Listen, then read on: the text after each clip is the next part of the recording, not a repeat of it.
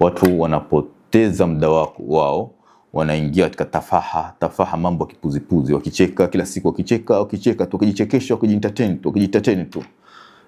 Muda wote utakaopitwa wote huko kuentertain, hauna mizani yoyote mbele ya Mwenyezi Mungu Subhanahu wa Ta'ala. Hapo kujientertain kote huko hakuna mizani yote.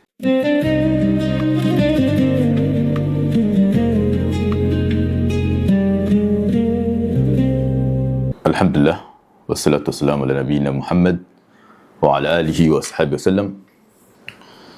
Naam, inshallah Allah ajalie ni wenye afya na Mwenyezi Mungu atujalie ni wenye kutumia muda wetu vizuri.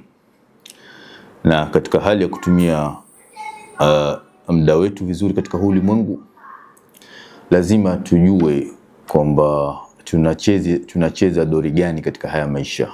Kama Muislamu hatufai kuishi kama wanyama, yani lazima uwe na dori fulani unacheza katika kuendeleza hii dini ya Mwenyezi Mungu Subhanahu wa Ta'ala.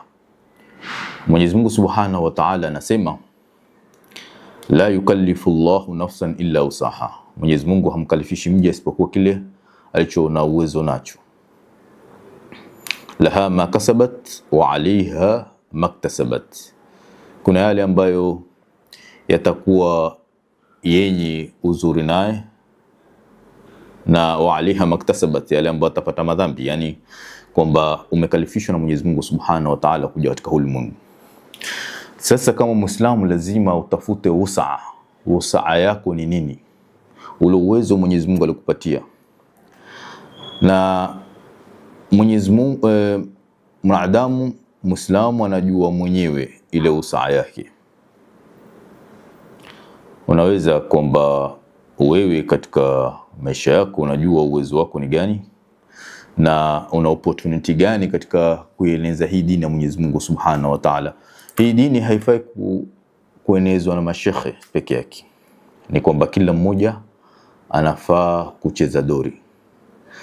Mtume sallallahu alaihi wasallam asema balligh anni walau aya, nifikishie mimi hata kama ni aya moja. Na haiwezekani kwa Muislamu hajui hata kama ni aya moja.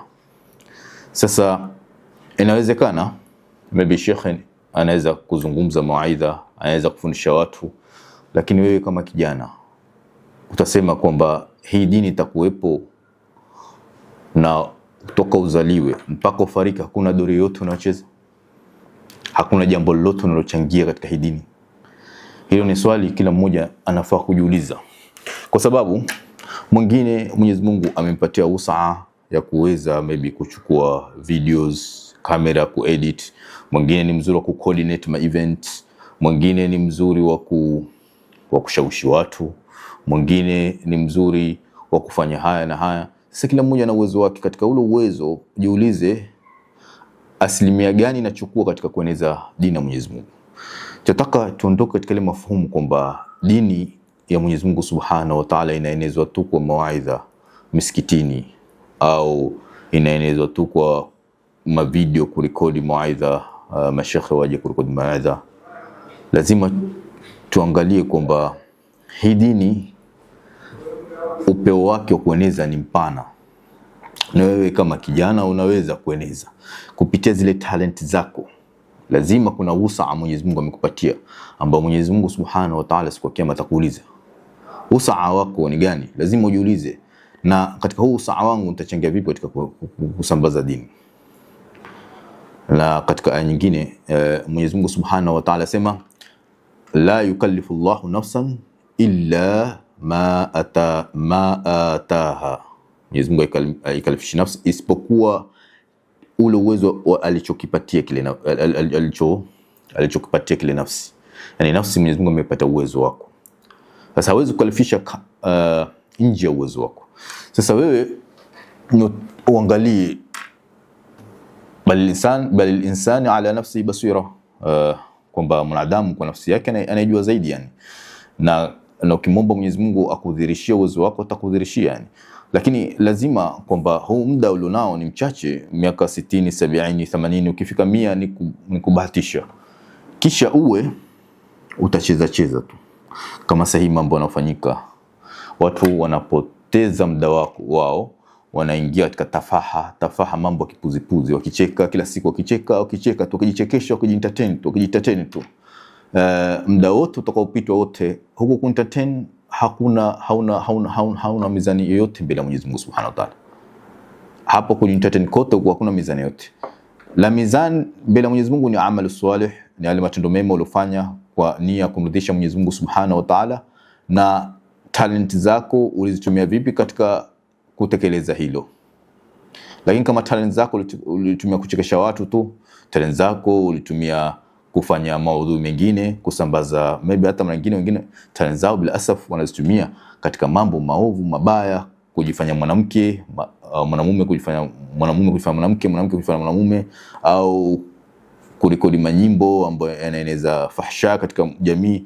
Sasa hizo talents Mwenyezi Mungu amepatia, ni neema Mwenyezi Mungu amepatia, baada ya kutumia vizuri imekuwa sasa unaitumia vibaya katika hali ya kueneza ubaya katika jamii.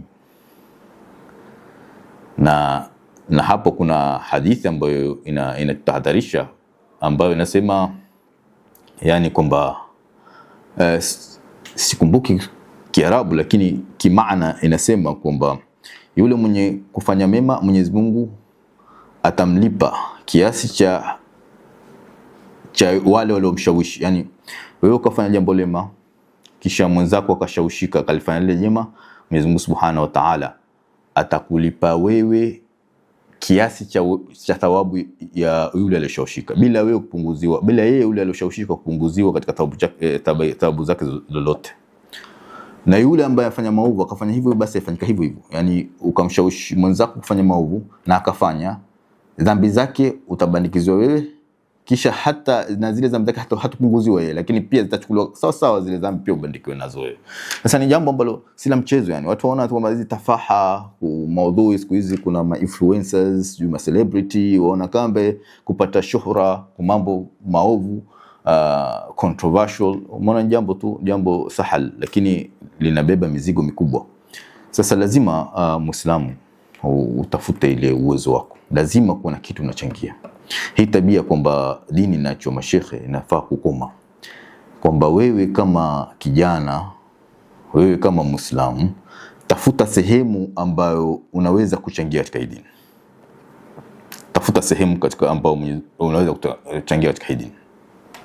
Katika dua Mtume sallallahu alaihi wasallam aliyotufundisha, ambayo katika hiyo dua tunapata kujua kwamba sisi wanadamu tuleka ahadi na Mwenyezi Mungu tukija hapo ulimwenguni.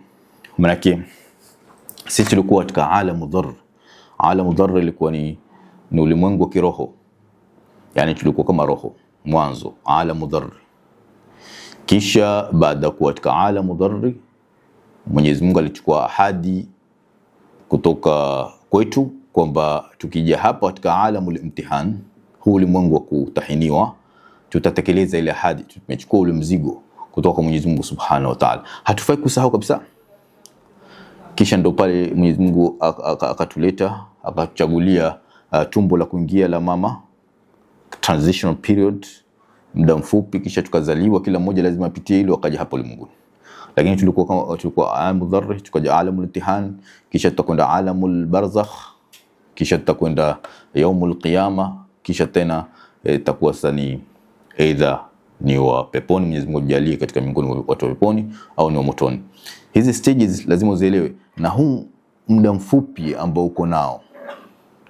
Lao kama sisi tutasema huu muda tufanye kama ni siku 6, kisha katika hizi siku 6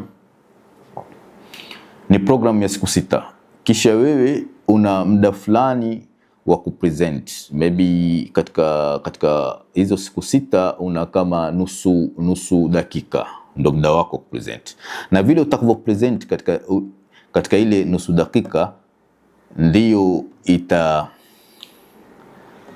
natija yake ndiyo itakuwa maisha yako utakavyokuwa hapa ulimwenguni mpaka ufariki.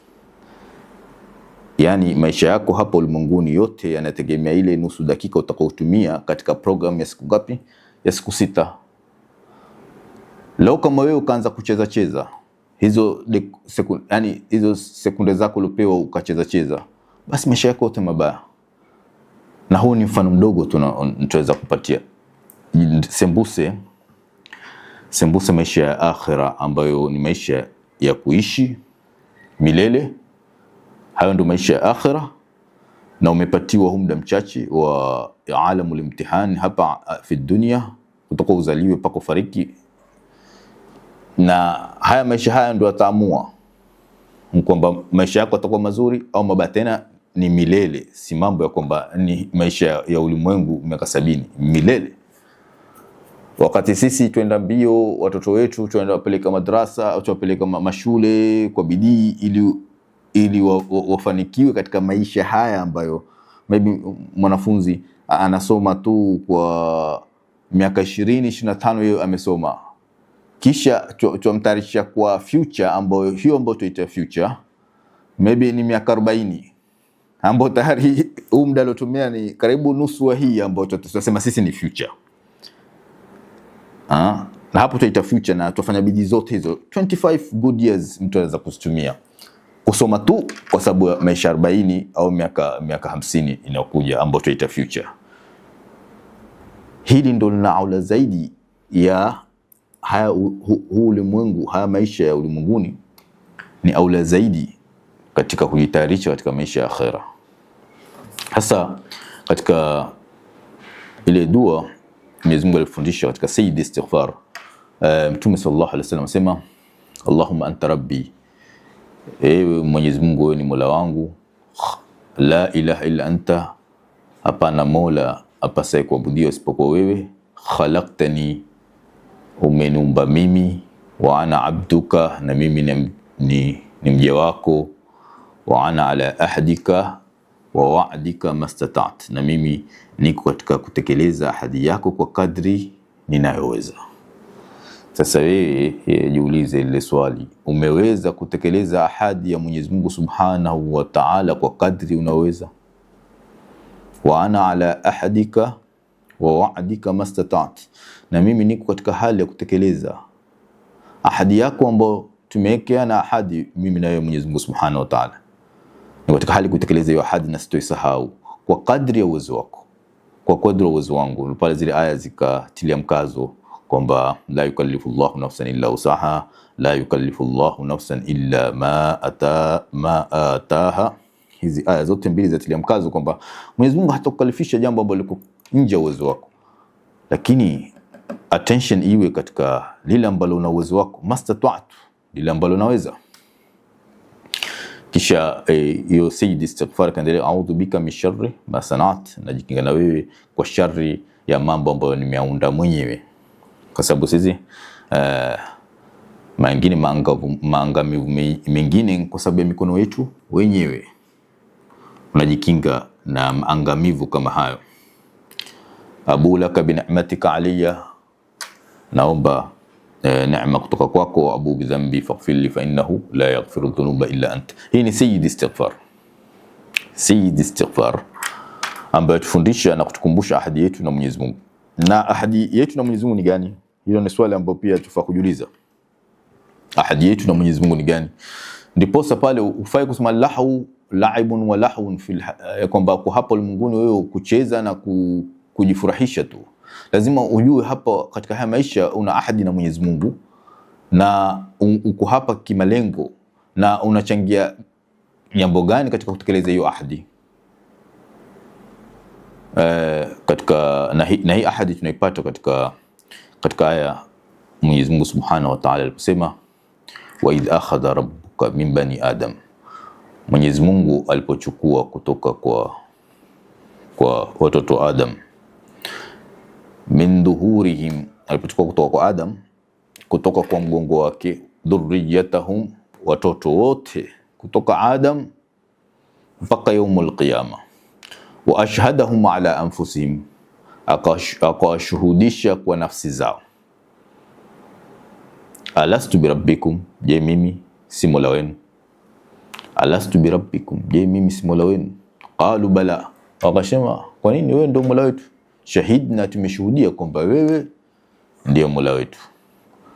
Kisha Mwenyezi Mungu Subhanahu wa Ta'ala akasema, antaqulu yawmal qiyama, usije kusema siku ya kiyama, inna kunna an hadha ghafilin, sisi kwa hili jambo tumeghafilika. Si kusema Mwenyezi Mungu alichukua ahadi kabla tujakuja katika alamu dharr, akachukua hiyo ahadi na sisi akatushuhudisha kwa nafsi zetu, na sote kusema bala, wewe ndio Mola wetu. Kisha mseme kwamba tumeghafilika, na Mwenyezi Mungu akaleta fitra, kaika fitra katika mioyo yetu. Sasa sisi wenyewe kwa vile tunavyoishi tunaigubika hii fitra Mwenyezi Mungu aliyoiweka katika nafsi zetu, na tunasahau lile lengo ambalo Mwenyezi Mungu ametuumbia nalo, na hilo ndo muhimu. Leo kama mtu uko kama tuseme yuko high school yasoma, umwambia lengo ambalo yuko katika ile high school ni gani? Atasema mimi kusoma ili iweje? Ili nipate university mzuri ya kusoma. Na ukimuuliza mtu wa university, wewe uko hapa university kufanya? Mimi niko hapa kusoma na hakikisha kwamba nimepata career mzuri. Sasa lengo la jambo haliamuliwi na maisha ya pale, yani kwamba yuko high school. Ukimuuliza mtu high school kwamba mimi nasoma nibaki high school, la, atakwambia mimi nasoma nipate university mzuri. Na ule university hakwambii mimi nasoma nibaki university milele, akwambia nasoma nipate career. Na hao ulimwengu huishi hapa kujitumbuiza na kujisahau na kucheka na kula na kulala. Unaishi kwa baada hapo kuna maisha mengine, na hivyo ndio muundo Mwenyezi Mungu aliuumba. Sasa itakuwaje usahau ahadi yako na Mwenyezi Mungu Subhanahu wa Ta'ala? Na kuna aya nyingine pia inasema, Mwenyezi Mungu Subhanahu wa Ta'ala sema, inna aradna al-amana, sisi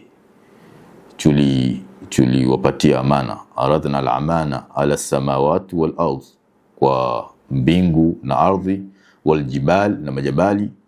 Fa abaina an yahmilnaha, wakakataa kuibeba kwa sababu walijua kwamba ni amana mzito. Wa ashfaqna minha, wakakataa. Wa hamalaha al-insan, madamu akaibeba. Innahu kana dhaluman jahula, basi kwa kufanya hilo alikuwa ni amedhulumu na alikuwa ni jahili. Kivipi? Hii ni amana Mwenyezi Mungu amekupatia. Aidha Mwenyezi Mungu aamue asema bwana, wewe nitakupa duri yako katika ulimwengu bila amana, lakini amekupatia free will. Amana ni free will, amekupatia khiari, lakini hiyo khiari inakuja na natija yake. Ukifanya mazuri na ukafaulu, basi ni mtu wa peponi, na ukafanya maovu imma shakura imma kafura, ukafanya maovu ni mtu wa motoni. Ni amana mzito yani, na tukaikubali wenyewe, tukaibeba hiyo amana. Na sasa hii tuko hapa kutekeleza hiyo amana ambayo tumeibeba kutoka kwa Mwenyezi Mungu, ambayo majabali, mbingu, ardhi zote zilikata hiyo amana. Sasa tumeibeba, kisha tumekuja hapa ulimwenguni tumeisahau. Tumefanya haya maisha ya ulimwengu ndio malengo yetu. Na ukifanya maisha ya ulimwengu ndio malengo, utakosa ulimwengu na utakosa na akhira. Lakini ukafanya maisha ya akhira ndio lengo, ulimwengu unakuwa ni kama chombo cha kutumia kufikia akhira, na kufanya hivyo unapata ulimwengu na unapata akhira. Sasa ni maneno ambayo yako serious. Watu wamejisahau sana kupitia lahwa za ulimwengu, na hii kwa sababu khutuwati shaitan yafanya khutwa baada khutwa.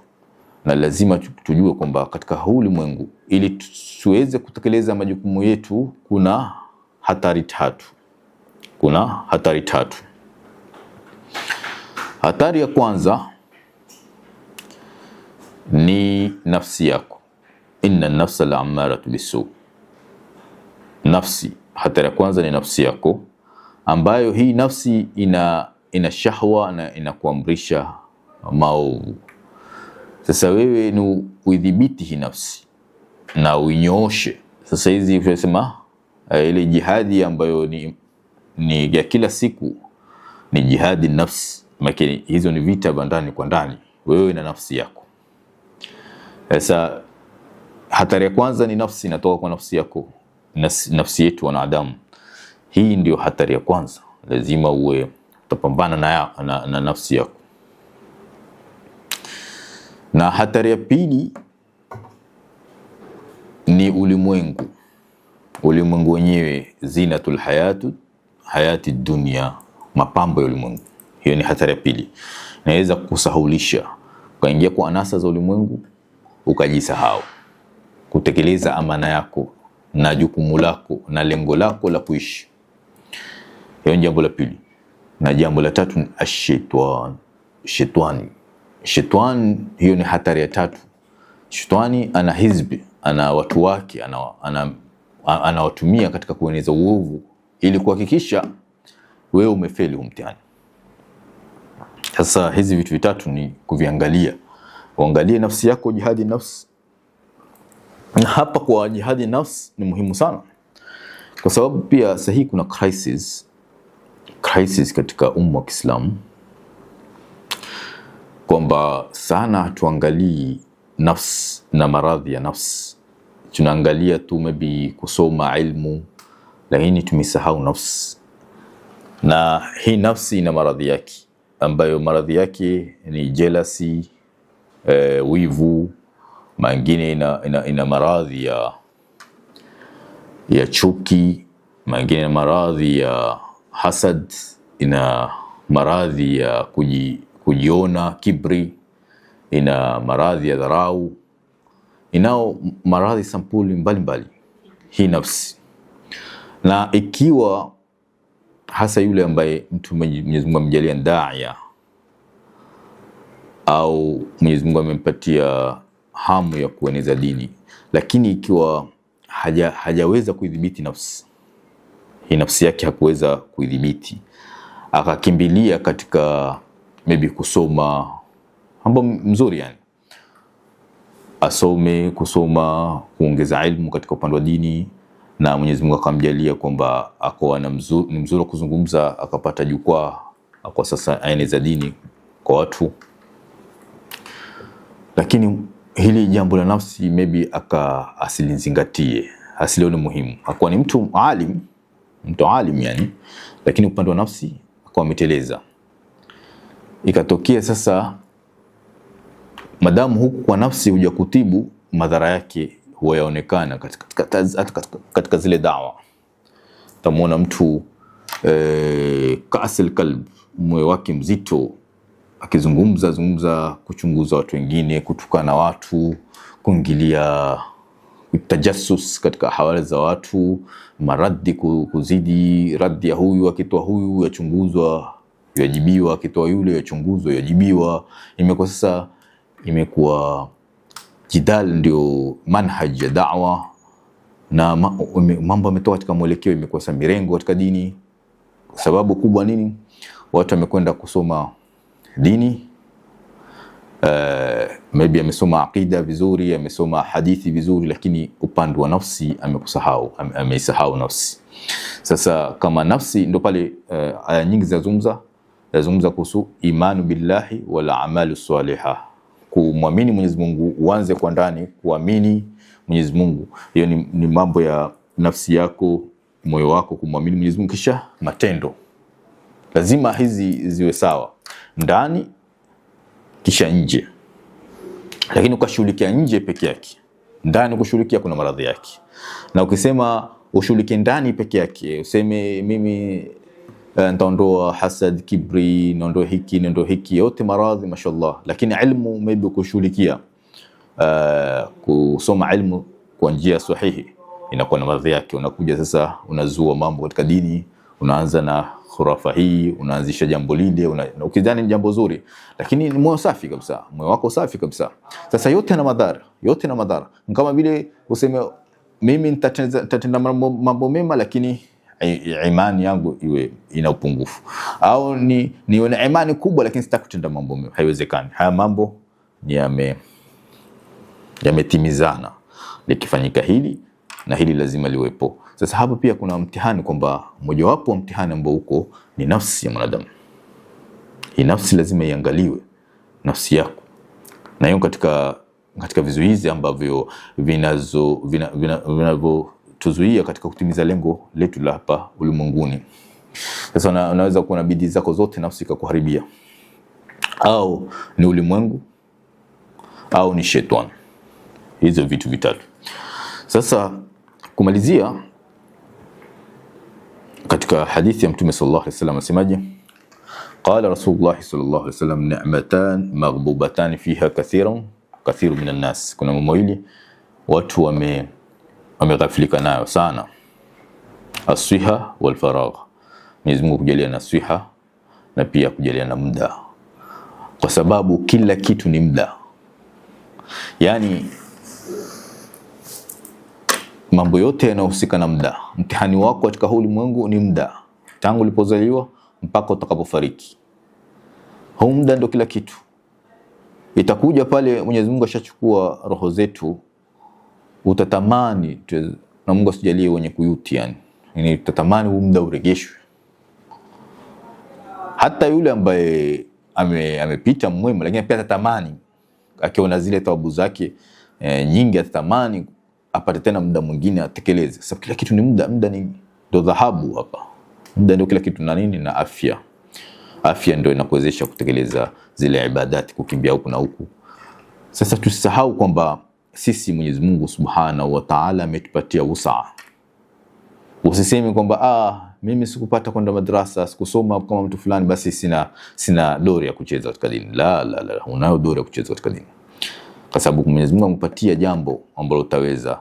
Kama huwezi kuzungumza mbele watu, unaweza kucoordinate, leta mashehe, coordinate na wao. Kama huwezi, weza kupata ukaunda fika, ukamweka hazina, mweka hazina jambo fulani, na wewe umeshikilia pesa, ni mzuri accounting, ukasaidia katika kuendeleza mambo mbele. Kwa sababu lau kama tuna harakati ya dini katika kuendeleza dini, na hakuna mtu mshika hazina mzuri ambaye atashika zile funds, hakikishe mambo yameenda mbele, na wewe uko hapo, unao uwezo baada uchangie katika hii dori, uchangie. Sasa kweli hili jambo litatimia? Shekhe tu azungumze na hizi, kwa sababu mpaka shekhe kuweza kuzungumza lazima kuna resources zimeletwa pamoja, lile jambo lifanyike. Wewe unaweza kuchangia katika kuleta zile resources, unaweza kuchangia katika coordinate, unaweza kuchangia katika kumobilize watu. Si lazima kwamba kila mmoja azungumze yani. Sasa lazima kuna wusa. Kama hapa mtopa, Mwenyezi Mungu ajazikie khair, kuna kundi laitwa Fitia, umetoa mfano mzuri yani. Ameona fikra kwamba sisi ameona kwamba kuna udhaifu fulani katika misikiti, kuna mingine haiwezi kujimudu katika kusafisha kila wakati. Kwa nini sisi tusichangie? Maybe kuna pengo fulani tuweza kuziba hapa kwa kadri ya uwezo wetu, mastata'na. Si lazima ufanye kila kitu. Mwenyezi Mungu atakuuliza kile ambacho unachoweza. Na kaweza wakachagua mweka hazina nani, watu wakachangia kila wiki, watu wanasafisha pale, mwingine wiki nyingine msikiti fulani, na utaona kuna natija imefanyika na kuna dori imechezwa hata kama ni ndogo. Sasa usisahau yani, yote haya Mwenyezi Mungu atatuuliza umecheza vipi dori yako katika kutekeleza amana yako. Haya mengine ya kupoteza muda hayana wizani wote, na haya mengine ya halali ambayo unafanya kutafutia riziki watoto wako nini, ukiatilia nia, ukasema innamal a'mal binniyati, nia jambo lolote la halali ukatilia nia nzuri, unapata thawabu ndani yake. Hata kumwingilia mke wako, ukisema mimi bwana natia nia kutafuta riziki ili kuwaletea watoto wangu na Mwenyezi Mungu, ili wapate riziki mzuri, wapate kuwa na stability katika nyumba, niweze kuwafundisha dini vizuri, pia waweze kuwa upright people katika kutekeleza dini yao na kutekeleza amana yao hapa ulimwenguni. Utakuwa kila ukenda mbio kwa jambo la halali, Mwenyezi Mungu anakupatia thawabu kwa sababu ya nia yako. Ukasema mimi nalala, kulala tu wapumzika, ukasema mimi nalala nipate kupumzika vizuri, alfajiri niko on time. Usingizi wako wote umeutumikia, umefanya kwa lengo la dini. Sasa sikuwa haya maisha yetu yote yafaa kujua kwamba hayapo abathan, hatuko hapa abathan, hatuko hapa kiupuzi tu, kwamba tuishi tupumua, hatuishi kama bahaim, kwamba twala tukila, tukishiba, tukilala, tukiamka, tukienda choni. Si hivyo Muislamu ana lengo. Muislamu ana lengo, na hili lengo ufai kusahau. Lengo la Muislamu ufai kusahau. Kwa hiyo hadha machache Mwenyezi Mungu atujalie kwamba alladhina yastami'una alqawla wa yattabi'una ahsana, ni wenye kusikiza mazuri na kutekeleza mambo mema, na atujalie kwamba si wenye kusahau malengo yetu hapa ulimwenguni. Lengo letu hapa ulimwenguni ni kumwabudu Allah subhanahu wa ta'ala aliposema, ma khalaqtul jinna wal insa illa liya'budun. Wa hadha, assalamu alaykum wa rahmatullahi wa barakatuh.